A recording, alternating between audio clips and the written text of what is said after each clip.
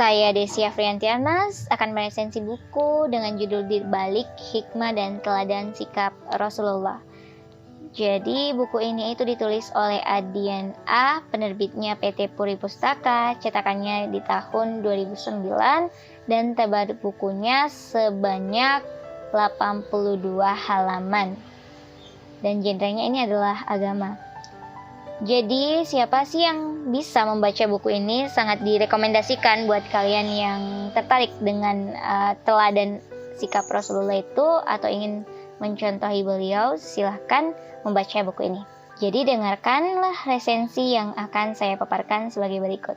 Buku ini terdiri atas 20 bab yang dimulai dengan bab pendahuluan membahas mengenai akhlak mulia Rasulullah SAW serta pandangan Michael Hart yang mencantumkan nama Rasulullah SAW dalam urutan pertama 100 tokoh yang berpengaruh di dunia dan Mahatma Gandhi yang menamatkan bacaan biografi Nabi Muhammad SAW. Nah, bab 2 kemudian membahas sifat utama Rasulullah SAW antara lain As-Siddiqul Mutlak, yaitu kejujuran secara mutlak yang tidak rusak dalam segala kondisi. Selanjutnya ada Al-Iltizamul Kamil, yaitu komitmen dan sifat amanah yang sempurna dengan apa yang ia serukan sebagai wakil dari Allah.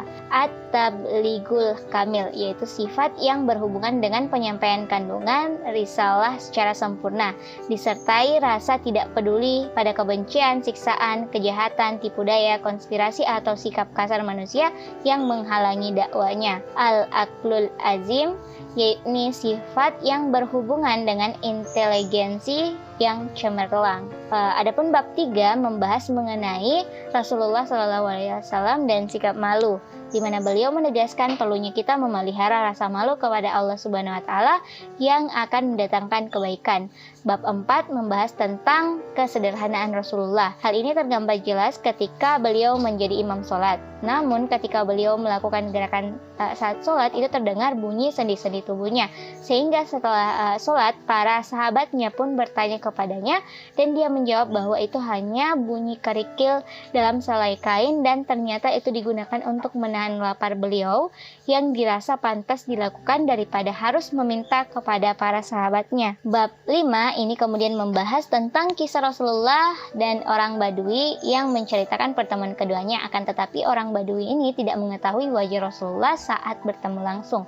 Dia hanya mengikutinya dan menghafal namanya, tetapi ketika Rasulullah menyampaikan bahwa beliau adalah Rasulullah SAW, orang Badui sangat memuliakan, memujinya hingga Rasulullah memperingatkannya agar tidak berlebihan memujanya sebagai ciptaan Allah. Bahkan malaikat Jibril pun memperingatkan melalui Rasulullah.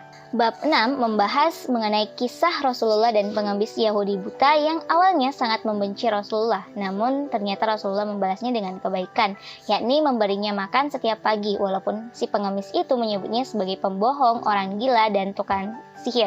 Namun ketika Rasulullah wafat, tidak ada lagi memberinya makan setiap pagi, sehingga Abu Bakar As-Siddiq radhiyallahu an bertanya kepada Aisyah radhiyallahu anha mengenai kebiasaan Rasulullah yang belum ia kerjakan, dan kemudian memberitahu ayahnya tersebut mengenai pengemis Yahudi buta itu.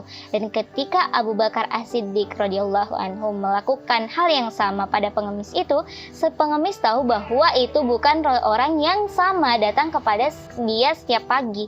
Nah, Abu Bakar As-Siddiq radhiyallahu anhu pun mengakui bahwa yang datang sebelumnya adalah Rasulullah SAW. Seketika itu pun pengemis menangis karena kemuliaan Nabi Muhammad SAW yang tak pernah membalas hinaannya dengan kejahatan, melainkan mengasihinya dengan kebaikan. Adapun bab 7 di sini membahas mengenai kisah Rasulullah yang memuliakan tamunya yang ketika itu dia hanya mempunyai makanan satu piring untuk satu orang, sehingga Rasulullah menidurkan anaknya terlebih dahulu tanpa makan, lalu ia dan istrinya memberikan makanan tersebut kepada tamunya dan lampu dimatikan agar seolah-olah beliau makan bersama tamunya tersebut walaupun piring di hadapannya itu sebenarnya kosong. Selanjutnya bab 8 membahas tentang Rasulullah SAW dan sedekah.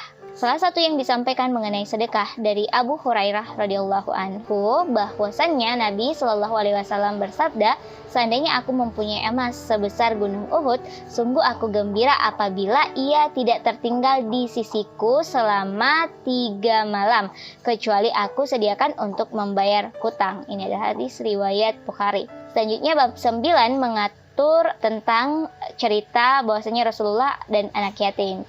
Kala itu ketika Idul Fitri, Rasulullah bertemu dengan seorang gadis kecil yang sesegukan di tepi jalan, yang ketika ditanya oleh beliau, dia menangis. Karena apa? Anak itu menjawab bahwasanya ayahnya mati syahid dalam sebuah peperangan bersama Rasulullah. Beliau pun mendekapnya dan menawarkan dirinya sebagai ayahnya, Aisyah sebagai ibunya, dan Fatimah sebagai bibinya, serta Ali sebagai pamannya, dan Hasan Hussein menjadi saudaranya. Seketika gadis itu pun tersenyum bahwasanya ternyata yang berada di hadapannya adalah Rasulullah Shallallahu Alaihi Wasallam yang mulia. Dia pun menjadi berbahagia di hari raya tersebut. Bab 10 membahas mengenai gurau dan canda Rasulullah yang senantiasa bergurau tapi tidak berkata kecuali yang benar saja. Adapun bab 11 membahas mengenai kesabaran Rasulullah Shallallahu Alaihi Wasallam terhadap iming-iming dan ancaman. Rasulullah Shallallahu Alaihi Wasallam tetap kokoh di atas dakwanya kepada Allah Subhanahu Wa Taala, tidak sedikit pun dipengaruhi oleh celaan yang orang-orang mencelanya, karena beliau di atas kebenaran dan beliau tahu bahwa Allah Subhanahu Wa Taala akan menolong agamanya dan meninggikan agamanya. Untuk bab 12 membahas mengenai teladan kepemimpinan Rasulullah, dan surah Al-Ahzab ayat 21 menegaskan bahwasannya Allah Subhanahu wa taala memuji sosok beliau sebagai contoh teladan yang baik. Beliau selalu satu antara kata dan perbuatannya, tidak suka omong tanpa realisasi, dan bersifat egaliter serta transparan. Bab 13 membahas tentang sikap Rasulullah Shallallahu Alaihi Wasallam dan anak-anak yang sangat penyayang terhadap mereka, dan beliau tidak melarang anak-anak dekat dengan beliau, dan ini sangat bertolak belakang dengan kejahatan orang lain terhadap anak-anak. Adapun bab 14 membahas tentang lemah lembut Rasulullah. Sikap lemah lembut, ramah, dan kasih sayang Rasulullah Shallallahu Alaihi Wasallam terhadap sesama mukmin berdasar pada firman Allah dalam surah Al-Hijr ayat 88, dan berserah dirilah kamu terhadap orang-orang yang beriman. Untuk bab 15 membahas tentang sikap Rasulullah terhadap makanan. Rasulullah tidak pernah menolak makanan yang ada dan tidak pernah pula membebani dengan mencari makanan yang tidak ada. Apapun makanan yang baik yang ada di dekat beliau, tentu beliau memakannya, terkecuali beliau tidak menyukainya, beliau tidak pernah mencelanya sama sekali. Bab 16 membahas mengenai filsafat hidup Rasulullah, yaitu bermanfaat bagi orang lain, banyak amal baik, kualitas hidup, menjadi suami yang baik, berusaha menjadi orang yang benar, suka memberi, dan seimbang kepentingan dunia dan akhirat. Bab 17 membahas mengenai sikap Rasulullah terhadap musuh, yaitu membawa selendang kesabaran, pemaaf, dan tidak berambisi untuk populer. Bab 18 membahas mengenai kasih sayang Rasulullah.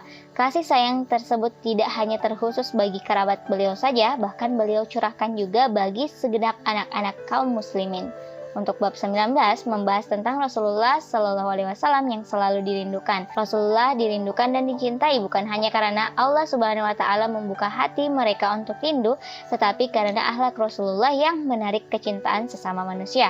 Bab 20 di sini membahas juga mengenai detik-detik sakaratul maut Rasulullah Shallallahu Alaihi Wasallam yang sangat menyentuh ketika kita membacanya dengan seksama. Setelah membahas bab ini sampai akhirnya kita bisa mengetahui apa kelebihan buku ini, yaitu kekhususannya membahas sikap Rasulullah yang menarik, membuat kita sadar untuk perlu meneladaninya karena terkandung hikmah di setiap teladan sikap beliau. Hadis yang digunakan juga sahih dalam buku ini, bahkan juga menggunakan firman Allah dalam menjelaskannya. Namun, kekurangannya karena pembahasan hanya singkat dan ringkas, padahal sangat bagus ketika ditambah lagi mengenai kisah Rasulullah Shallallahu Alaihi Wasallam yang lain, perihal akhlak beliau yang terpuji.